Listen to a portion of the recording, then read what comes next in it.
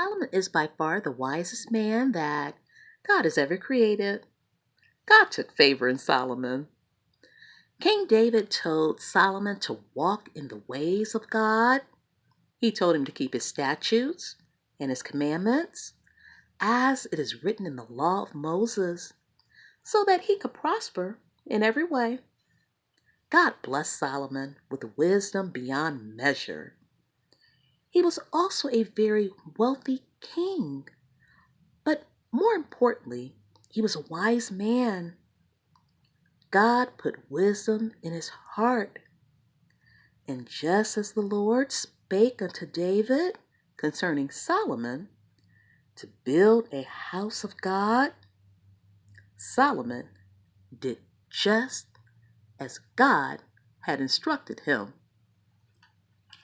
And it came to pass in the 480th year after the children of Israel were come out of the land of Egypt, in the 4th year of Solomon's reign over Israel, in the month Ziph, which is the 2nd month, that he began to build the house of the Lord.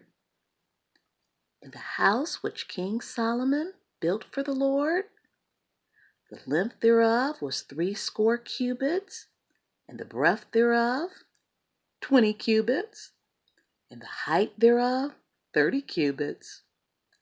And the porch before the temple of the house, 20 cubits was the length thereof, according to the breadth of the house, and 10 cubits was the breadth thereof before the house. And for the house he made windows of narrow lights. And against the wall of the house he built chambers round about, against the walls of the house round about, both of the temple and of the oracle. And he made chambers round about. The nethermost chamber was 5 cubits broad, and the middle was 6 cubits broad, and the third was 7 cubits broad. For without in the wall of the house he made narrowed rest round about, that the beams should not be fastened in the walls of the house.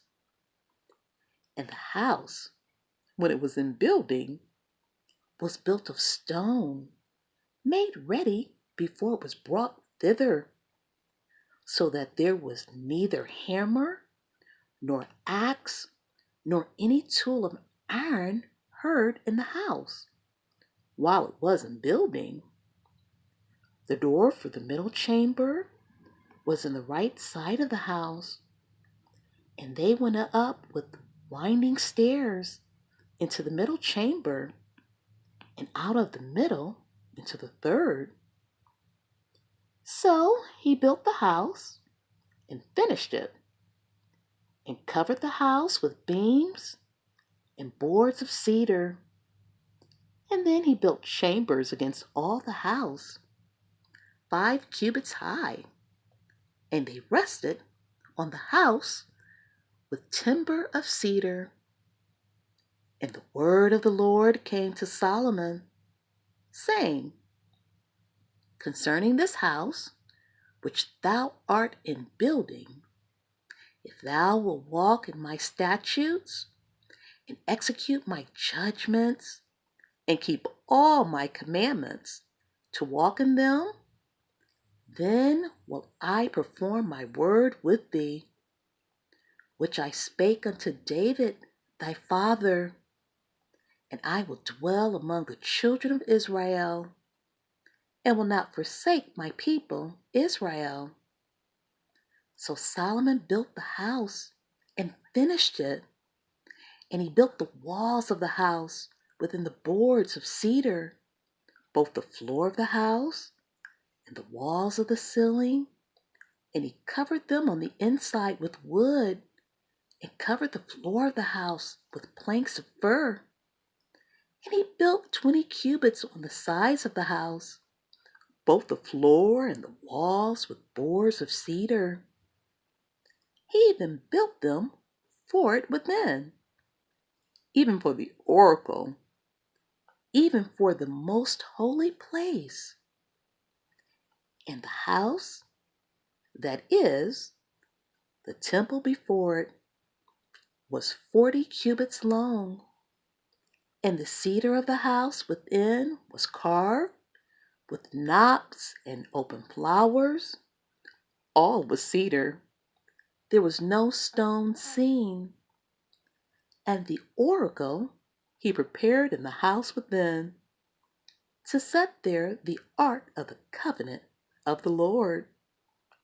And the oracle in the fourth part was 20 cubits in length, and 20 cubits in breadth, and 20 cubits in the height thereof. And he overlaid it with pure gold, and so covered the altar, which was of cedar.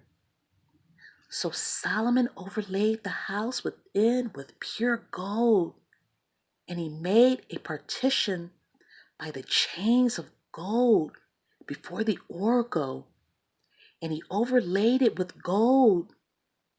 And the whole house he overlaid with gold until he had finished all the house. Also the whole altar that was by the oracle he overlaid with gold. And within the oracle he made 2 cherubims of olive tree, each 10 cubits high, and 5 cubits was the one wing of the cherub, and 5 cubits the other wing of the cherub. From the uttermost part of the one wing unto the uttermost part of the other were 10 cubits. And the other cherub was 10 cubits. Both the cherubims were of one measure and one size. The height of the one cherub was 10 cubits, and so was it of the other cherub. And he set the cherubims within the inner house, and they stretched forth the wings of the cherubims, so that the wing of the one touched the one wall, and the wing of the other cherub touched the other wall, and their wings touched one another in the midst of the house. And he overlaid the cherubims with gold, and he carved all the walls of the house round about with carved figures of cherubims and palm trees and open flowers within and without. And the floor of the house he overlaid with gold within and without. And for the entering of the oracle, he made doors of olive tree. The lintel and side posts were a 5th part of the wall. The 2 doors also were of olive tree, and he carved upon them carvings of cherubims and palm trees and open flowers, and overlaid them with gold, and spread gold upon the cherubims and upon the palm trees. So also made he for the door of the temple posts of olive tree, a 4th part of the wall. And the 2 doors were of fir tree. The 2 leaves of the one door were folding, and the 2 leaves of the other door were folding. And he carved thereon cherubims and palm trees and open flowers, and covered them with gold fitted upon the carved work. And he built the inner court with 3 rows of hewed stone and a row of cedar beams. In the 4th year was the foundation of the house of the Lord laid, in the month Ziph. And in the 11th year In the month Bul, which is the 8th month, was the house finished throughout all the parts thereof, and according to all the fashion of it. So was he 7 years in building it.